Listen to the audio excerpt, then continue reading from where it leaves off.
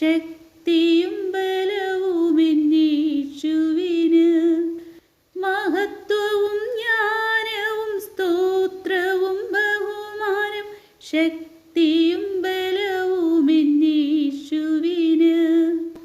ഞാൻ യഹോവയ്ക്കായി കാത്തല്ലോ, അവനിങ്കലേക്കു ചാഞ്ഞു കേട്ടല്ലോ.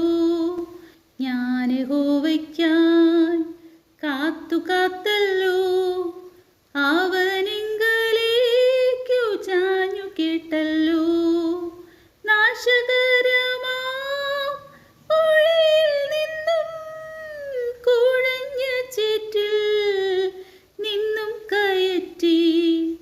നാശകരമാം കുഴിയിൽ നിന്നും കുഴഞ്ഞ ചേറ്റിൽ നിന്നും കയറ്റി. Hallelujah, hallelujah, hallelujah, hallelujah.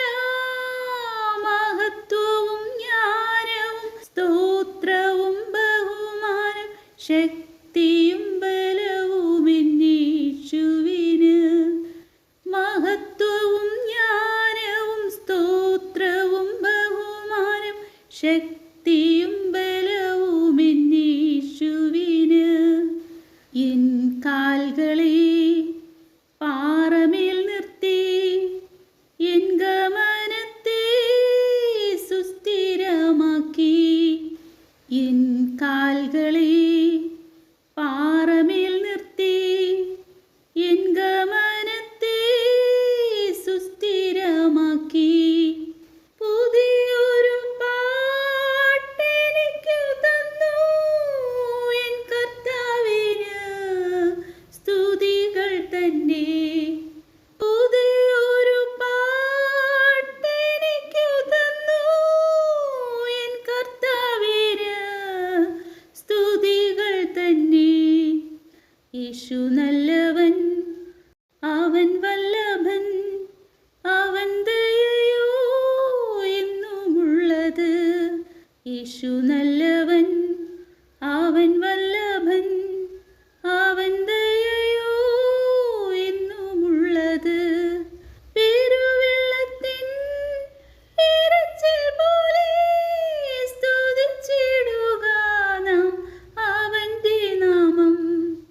പെരുവെള്ളത്തിൻ ഇരച്ചിൽ പോലെ സ്തുതിച്ചിടുക നാം അവന്റെ നാമം. Hallelujah, hallelujah, hallelujah, hallelujah. മഹത്വവും ജ്ഞാനവും സ്തോത്രവും ബഹുമാനം. ശക്തിയും ബലവുമെന്നീശുവിന്. മഹത്വവും ജ്ഞാനവും സ്തോത്രവും ബഹുമാനം.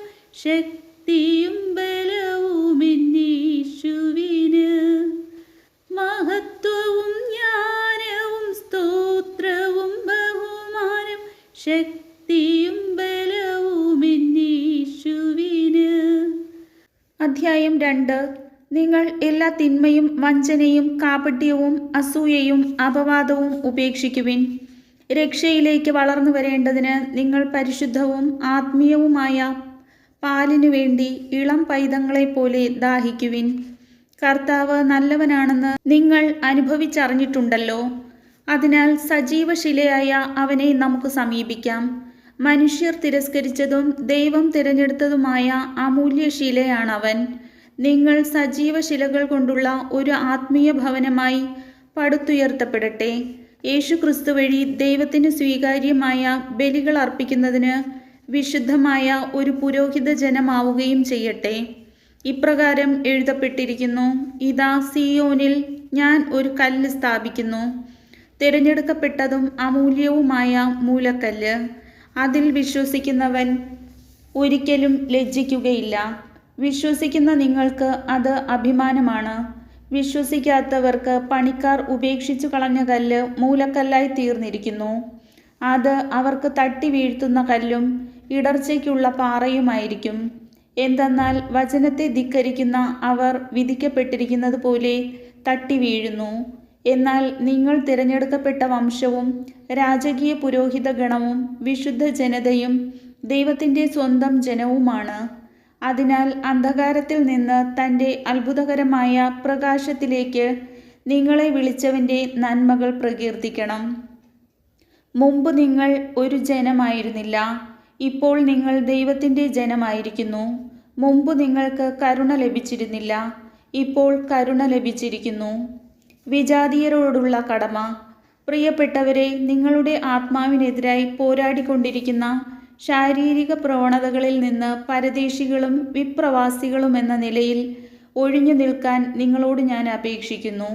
വിജാതീയരുടെ ഇടയിലുള്ള നിങ്ങളുടെ പെരുമാറ്റം നന്നായിരിക്കട്ടെ. നിങ്ങൾ ദുഷ്കർമ്മികളാണെന്ന് നിങ്ങൾക്കെതിരായി പറയുന്നവർ നിങ്ങളുടെ നല്ല പ്രവൃത്തികൾ കണ്ട് പ്രത്യാഗമന ദിവസം ദൈവത്തെ സ്തുതിക്കട്ടെ.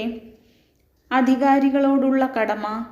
ഉന്നതാധികാരിയായ രാജാവോ ദുഷ്കർമ്മികളെ ശിക്ഷിക്കാനും സൽക്കർമ്മികളെ പ്രശംസിക്കാനുമായി രാജാവിനാൽ അയക്കപ്പെടുന്ന പ്രാദേശിക അധികാരികളോ ആയിരുന്നാലും നിങ്ങൾ കർത്താവിനെ പ്രതി എല്ലാ മാനുഷിക അധികാരങ്ങൾക്കും വിധേയരായിരിക്കുവിൻ. നന്മ പ്രവർത്തിച്ചുകൊണ്ട് നിങ്ങൾ മൂഢരായ മനുഷ്യരുടെ അജ്ഞതയെ നിശബ്ദമാക്കണം എന്നതാണ് ദൈവഹിതം. നിങ്ങൾ സ്വതന്ത്രരായി ജീവിക്കുവിൻ, എന്നാൽ സ്വാതന്ത്ര്യം തിന്മയുടെ ആവരണമാക്കരുത്. മറിച്ച് ദൈവത്തിൻ്റെ ദാസരെ പോലെ ജീവിക്കുവിൻ. എല്ലാ മനുഷ്യരെയും ബഹുമാനിക്കുവിൻ. നമ്മുടെ സഹോദരരെ സ്നേഹിക്കുവിൻ. ദൈവത്തെ ഭയപ്പെടുവിൻ. രാജാവിനെ ബഹുമാനിക്കുവിൻ. യജമാനന്മാരോടുള്ള കടമ. ഭൃത്യന്മാരെ, നിങ്ങളുടെ യജമാനന്മാർ നല്ലവരോ ശാന്തരോ ദുഷ്ടരോ ആരായിരുന്നാലും എല്ലാ ആദരവോടും കൂടെ അവർക്ക് വിധേയരായിരിക്കുവിൻ. അന്യായമായി പീഡിപ്പിക്കപ്പെടുമ്പോൾ ദൈവചിന്തയോടെ വേദനകൾ ക്ഷമാപൂർവം സഹിച്ചാൽ അത് അനുഗ്രഹ കാരണമാകും. തെറ്റു ചെയ്തിട്ട് അടിക്കപ്പെടുമ്പോൾ ക്ഷമയോടെ സഹിച്ചാൽ നിങ്ങൾക്ക് എന്തു മഹത്വമാണുള്ളത്. നിങ്ങൾ നന്മ ചെയ്തിട്ട് പീഡകൾ സഹിക്കേണ്ടി വന്നാൽ അത് ദൈവസന്നിധിയിൽ പ്രീതികരമാണ്.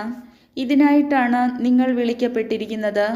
എന്തെന്നാൽ ക്രിസ്തു നിങ്ങൾക്ക് വേണ്ടി സഹിക്കുകയും നിങ്ങൾ അനുകരിക്കുന്നതിനു വേണ്ടി നിങ്ങൾക്ക് മാതൃക നൽകുകയും ചെയ്തിരിക്കുന്നു. അവൻ പാപം ചെയ്തിട്ടില്ല, അവൻ്റെ അധരത്തിൽ വഞ്ചന കാണപ്പെട്ടുമില്ല. നിന്ദിക്കപ്പെട്ടപ്പോൾ അവൻ പകരം നിന്ദിച്ചില്ല, പീഡനമേറ്റപ്പോൾ ഭീഷണിപ്പെടുത്തിയില്ല. പിന്നെയോ നീതിയോടെ വിധിക്കുന്നവന് തന്നെ തന്നെ ഭരമേൽപ്പിക്കുകയാണ് ചെയ്തത്. നമ്മുടെ പാപങ്ങൾ സ്വന്തം ശരീരത്തിൽ വഹിച്ചുകൊണ്ട് അവൻ കുരിശിലേറി. അത് നാം പാപത്തിനു മരിച്ച് നീതിക്കായി ജീവിക്കേണ്ടതിനാണ്. അവൻ്റെ മുറിവിനാൽ നിങ്ങൾ സൗഖ്യമുള്ളവരാക്കപ്പെട്ടിരിക്കുന്നു. അലഞ്ഞു നടക്കുന്ന ആടുകളെപ്പോലെയായിരുന്നു നിങ്ങൾ. എന്നാൽ ഇപ്പോൾ നിങ്ങൾ നിങ്ങളുടെ ഇടയനും പാലകനുമായവൻ്റെ അടുത്തേക്ക് മടങ്ങി വന്നിരിക്കുന്നു. കർത്താവിൻ്റെ വചനം.